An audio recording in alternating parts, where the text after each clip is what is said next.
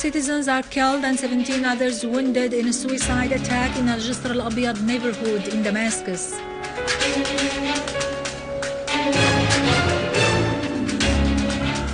Our armed forces scored new successes in pursuing terrorists.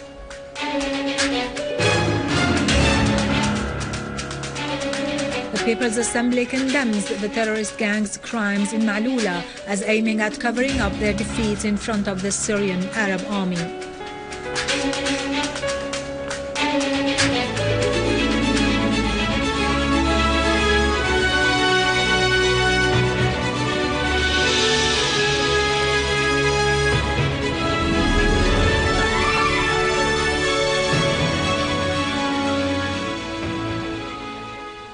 Good afternoon, ladies and gentlemen, and welcome to our news for today. A suicide bomber has detonated himself in al-Jisr al-Abyad neighborhood in Damascus, killing 4 citizens, including a woman, and injuring several others.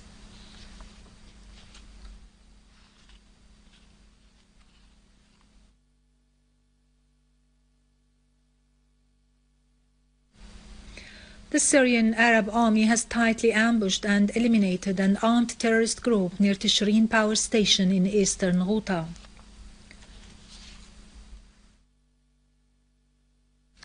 In Damascus suburbs, the Syrian Arab army has also eliminated all the members of an armed terrorist group in Nabek city, destroying large quantities of weapons and ammunition. Among the killed terrorists, Sharif al-Qadmous al-Tabaji, a terrorist gang leader, have been identified. The news correspondent has accompanied the Syrian Arab army troops from Homs-Damascus highway in front of Wadi Saqi district. A motor gun and a large number of terrorists' headquarters and weapons warehouses were destroyed during the operation. The Syrian Arab army troops had entered Nabek city through 2 axes in the direction of Wadi Saqi and Damascus-Homs highway. They liberated all the buildings on the western side as well as all the farms in Wadi Saqi. The army also defused a number of explosive devices in that region. A missile launcher was found. The western side of the highway has become completely under the control of the army. The Syrian Arab army has tightened control on al-Shumariyeh mountains, al-Hawa hills, and the mountains surrounding Thrij village in Homs' eastern suburbs after eliminating the last terrorist gatherings there. A military source says huge losses have been inflicted on the terrorists, adding that their weapons and ammunition have been destroyed and scores of explosive devices have been dismantled. Syrian Arab army units also destroyed 2 missiles launching bases in al-Ghasibiyah village, as well as terrorist gatherings between Ad-Dar al-Kabira and al-Khalida villages and the area east of al-Hussein Mosque. Boats loaded with weapons and ammunition in Kissin Gulf in al-Rastan Lake have been destroyed. Terrorists were eliminated in western al-Habra, Abu Hwadid, Rahum and Rasm al-Tawil villages. Terrorists' hideouts were destroyed near al-Khadija al-Kubra school, Saqiyat al-Dahab in al-Qusur neighborhood, as well as in Bab Hood, al-Warsha and Jurat al-Shayyah in the city of Homs. In Daraa, the Syrian Arab army has destroyed terrorist gatherings in Atman village in the governorate's suburbs and thwarted their attempts to attack army checkpoints. The army has also eliminated a large number of terrorists downtown Daraa, including Muhammad Adnan al-Masalme, Hussam Awad al-Raja al-Masalme, Yasin Hassan, and Arshidat Abazaid, nicknamed Abu Taysir. Terrorists Abu Sharaf al-Mahamid, a leader of the so-called the Islam Shield battalions linked to At-Tawheed Brigade, was wounded. Several terrorists were killed in an explosive device blast as they were trying to prepare such explosive charges in Sheikh Miskin village in Daraa suburbs. Among the killed terrorists, Hani al-Aqaili and Muhammad Ansar al-Zarzira were identified. In Idleb suburbs, the Syrian Arab army has destroyed terrorist cars loaded with weapons and ammunition between Ma'arat Masrin and Ram Hamdan and between Ma'ar Dibsi and Msaybin. The army also eliminated terrorists in forests near Idleb Harim Road, as well as in Iblin, Kafarlata and Sarja. The Syrian Arab Army has also eliminated Jabhat al-Nusra-linked terrorist groups in Deir Ezzor, destroying their weapons. The army also destroyed terrorist hideouts in al-Hamidiyeh, the ancient airport, al-Hwayqa, al-Jubayleh and al-Rashidiyeh. Among the killed was Ibrahim Hani Sheikh. Syrian Arab units intercepted an attempt by terrorists from the so-called Islam Army to infiltrate into al-Rasafa neighborhood, killing a number of terrorists, including Suleiman al-Nahar. Patriarch Yohanna X of Antioch and all the Orient for the Greek Orthodox has affirmed that detaining the nuns of Mar Takla monastery in Ma'lula is a flagrant infringement on people's dignity and a violation of the voice of peace and prayers across Syria and the whole Orient. The People's Assembly emphasized during its session held under the chairmanship of Speaker Jihad al-Laham today that the crimes of the terrorist groups in Ma'lula are aimed to cover up their defeat by the Syrian Arab Army. Members of the People's Assembly pointed out that these crimes will not affect the steadfastness and the national unity of the Syrian people, but they will increase the determination to purge the country of the terrorists. The Assembly also listened to the answers of the Ministers of Communication and Technology and the local administration to the written questions of the members of the Parliament. In Lebanon, cautious calm prevailed in Tripoli following terrorist attacks in which Takfiris from al-Mustaqbal movement used snipers as well as light and heavy weapons against Jabal Muhsin and its surrounding.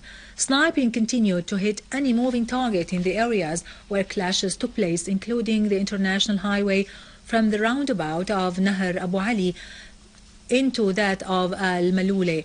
The Lebanese government has asked the Lebanese army to take necessary measures to enforce security in Tripoli for 6 months. Yet, in an escalating move, founder of the so-called Salafist current in Lebanon, Sheikh al-Shahal, said that the extremist parties are determined to abort the government's decision by calling the armed men to fight as part of what he called self-defense while necessary.